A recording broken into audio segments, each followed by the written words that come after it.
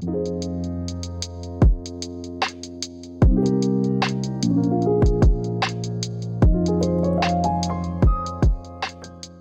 everybody, welcome back to The Pressing Matters. I'm Scott. Thank you for tuning in today. Thank you for your support. I am roasting here. It's really hot in Miami today. I have to have the air conditioning on during this segment or else I'm going to melt. My voice is cracking, so just bear with me. Today, I'm going to do a video that I've been wanting to do for a while. It's to show you a selection of Living Stereo Popular titles. We all know about Living Stereo Classical, the fabulous series with all these great artists and great engineering. They're justly famous. The Living Stereo Popular series, on the other hand, which ran alongside the Living Stereo Classical series, is a mixed bag, really mixed. As I was auditioning records for this segment, my roommate came in the room and he said, "What the hell are you listening to?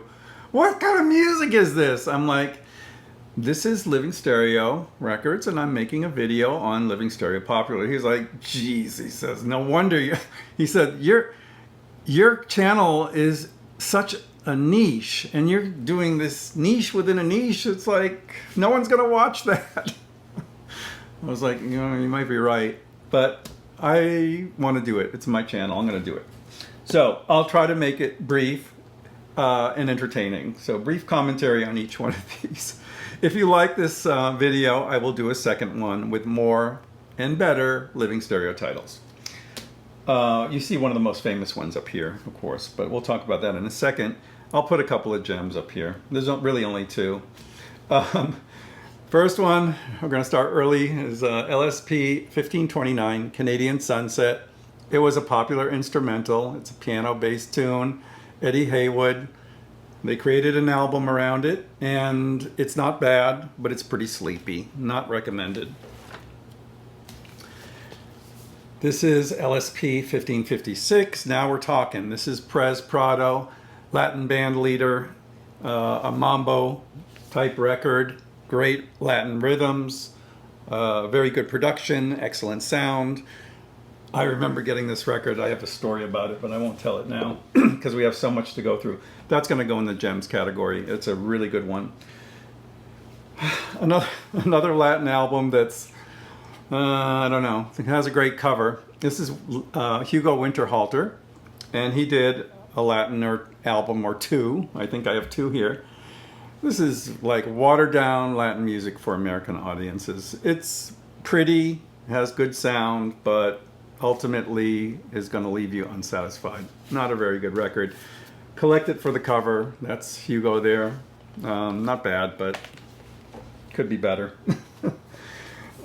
This is the Three Sons. They did dozens of records for RCA. I have no idea why they were so popular. This is a terrible sounding record. They were a trio with organ, accordion, and something else. I'm not quite sure, but this is really old-timey music. I'm surprised it lasted into the Living Stereo era. They were recording for RCA in the mono era, so that's one not to look out for. If you ever see this in a bin, I would pick it up. It's well known with audiophiles. It's called Bob and Ray Throw a Stereo Spectacular. It's a collection of tracks from Living Stereo, so it's a sampler. But the thing about this is interesting is not only was it a TAS Super Disc List title, the connecting tracks are by Bob and Ray. And what it is a comedy skit that continues throughout the album. So in between each song, there's another episode of this story where they're visiting Frankenstein's castle and encounter all kinds of crazy things, and there's great stereo sound effects in those segments. A really interesting treat. This was reissued by Classic Records. I have that as well. It's not one I would pay a premium for, but it is noteworthy, so I'm going to put it over in the gems category.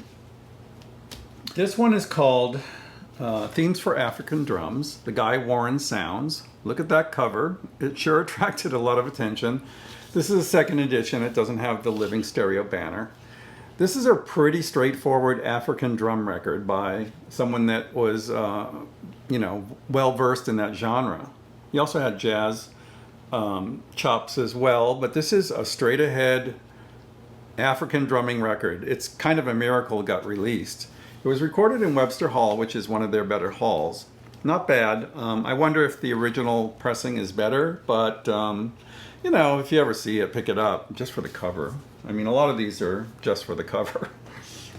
This one is the most famous, and it's my most highly recommended. This is Music for Bang, Baaroom, and Harp by Dick Schory's new percussion ensemble. This was Harry Pearson's favorite. It was on the Absolute Sound Super Disc list forever, and it's wonderful. It really is. This was reissued by Classic in 33 and 45. I think it was also reissued by Analog Productions. This is a must for every living stereo collector. You got to get this. It's a battery of percussion instruments recorded in orchestra hall in the most natural way. I had Osvaldo over to do some final tweaks on the VPI, and I played this, and he was like, oh my God, the sound on this is otherworldly. The sound staging is so huge. It feels like your room has just moved back like several feet, if not several yards. All the percussion is recorded really well, and there's quite a battery of percussion on here. In addition to the regular instruments, there's harp, celesta, vibraphones, xylophones, marimbas, orchestral bells, chromatic cowbells, timpani, tom-toms, field drums, tenor drums, concert bass drums, bongo drums, conga drums, quinto, ba-boom, ba-bam, boo-bam, boo-bam, timbales, rhythm logs, maracas, cairo, claves, antique finger cymbals, all kinds of cymbals, gongs, tempo blocks, wood blocks. It's unbelievable the sound they get on this record. This is my highest recommendation. This definitely goes into the front of the recommended list. Next we have a jazzy album, a brassy album by Henry Renee. It's called Compulsion to Swing. It features a couple of name people on here, actually. Doc Severinsen on trumpet, Irby Greenman on trombone, Al Kaiola on drums. On guitar. And, you know, those are really good performers. And this is a good sounding record. I wouldn't put it in the top echelon, but if you ever see it and you like that kind of sound, you might really like this record. It's a good one. Here we have one of the most famous and probably the best-selling living stereo popular title of all time, maybe except for Belafonte at Carnegie Hall. This is the music from Peter Gunn. It was a TV series. It was composed by Henry Mancini. This was a breakthrough album for Mancini. It established the crime jazz sound, and it's fantastic.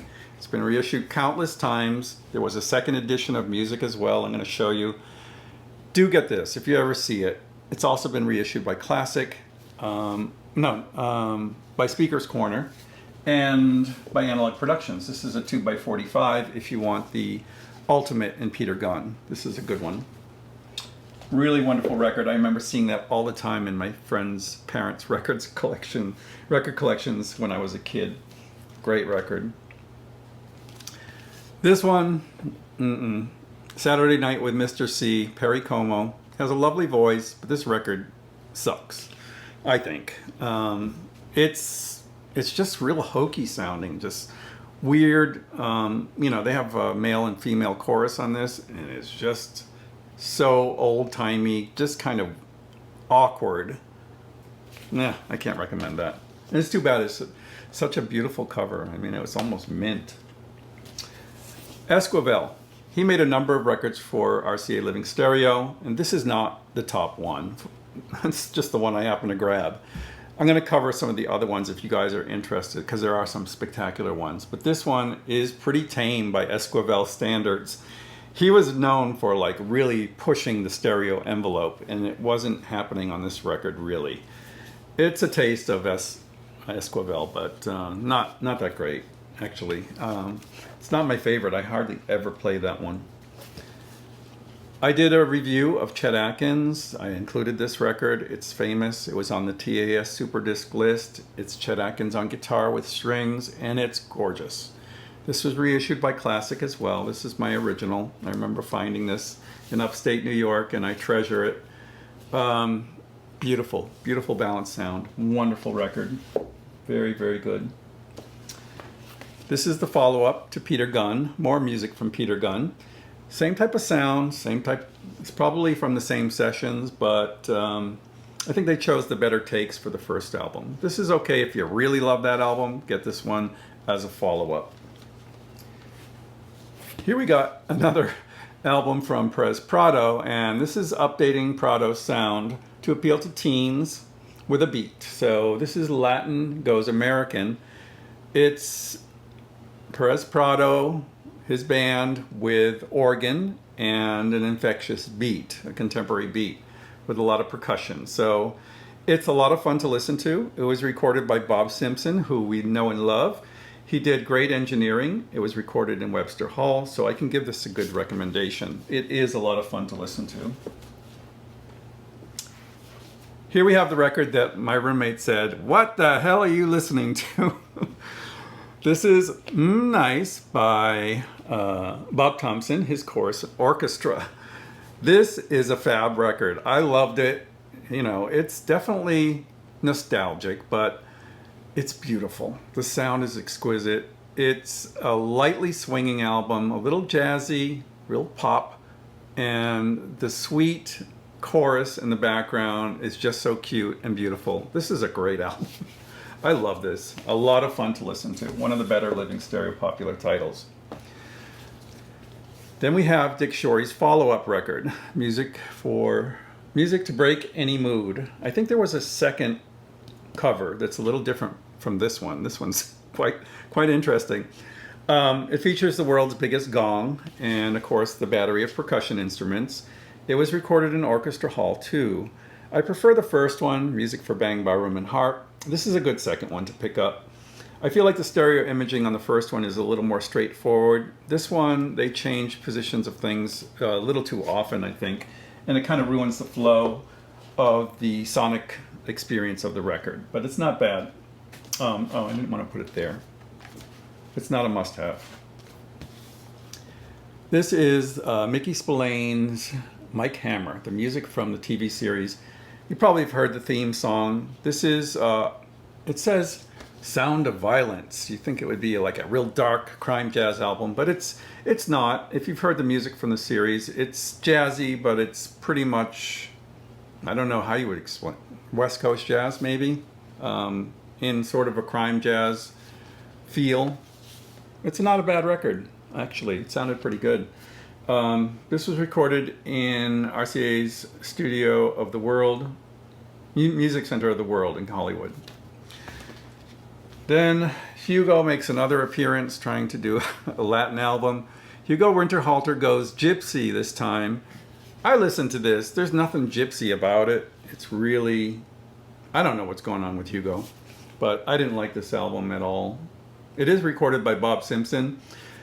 You know, that's the thing about these. All of these albums, and I remarked on this to Osvaldo, I said, they all have the most natural sound. They're never bright, never harsh, just buttery smooth, beautiful. And that's true of this.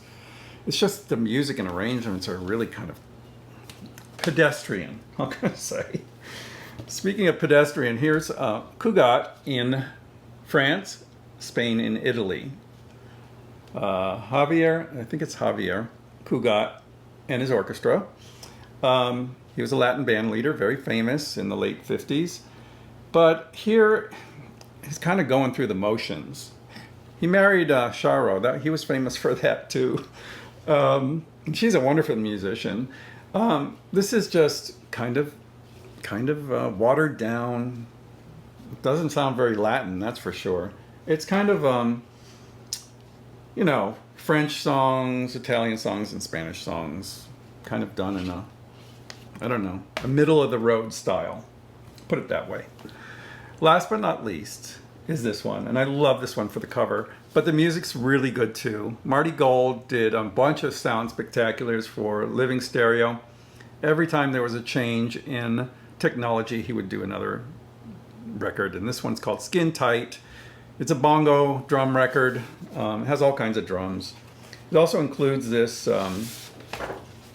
this graph of the different microphones that were used and where things were placed in the soundstage, so you can kind of follow along with that. It was recorded by Bob Simpson in Webster Hall. It has very good sound, and it's one of my favorite living stereos, not only for the cover, but it's just a fun record. I mean, these records are fun, I would say. You know, they're not musical masterpieces, I'll put it that way, but you know, the Living Stereo Popular series is very interesting, and I'm going to bring some more artists into the picture because they had some really strong artists, including Belafonte. We'll cover those more in the next segment if you guys are interested. Until next time, I'm Scott for The Pressing Matters. Thank you so much for watching, and have a great day.